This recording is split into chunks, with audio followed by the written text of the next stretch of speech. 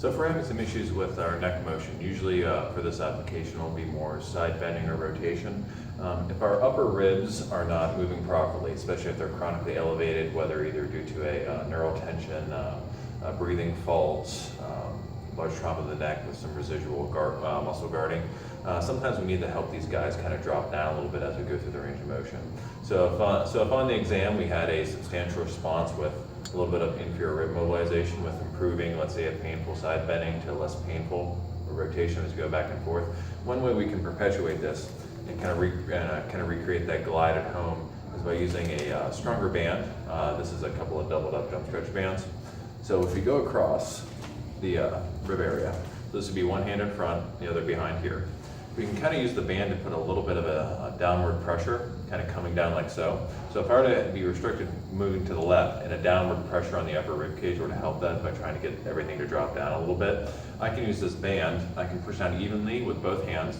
I could pull a little more with one, a little more than the other, depending on whether we have more of a kind of like inferior rotation one way or the other, all those fun little biomechanical variations. To put a little extra pressure to see, can I go a little bit further or go a little bit further if I had the little extra pressure going across. Now, sometimes we have to be very careful with our positioning. If we're too far out or if we're too far in, we won't get the effect. So sometimes we have to walk it up an inch, go up a little bit higher, go down a little bit more until we find, okay, where's the sweet spot?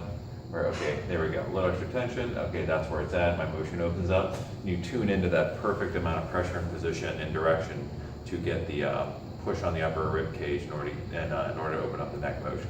So we can change that vector a little bit with the band back and forth just to see what your individual body wants. A lot of this can be determined when you're working with a clinician or one of us. Basically, what is the angle to go through that your body wants? Ideally, we then try and replicate this at home. So basically, if it starts to lock up or if we need the continued effect, we go right to that. Or if we're having some issues with our rehabilitation, can't quite get the range of motion down, need to free it up for us, this is a useful tool to go ahead before you start to do some of the neck routines or shoulder blade routines to try and improve the quality of the motion. So once again, this is a little more of a clinician-directed technique.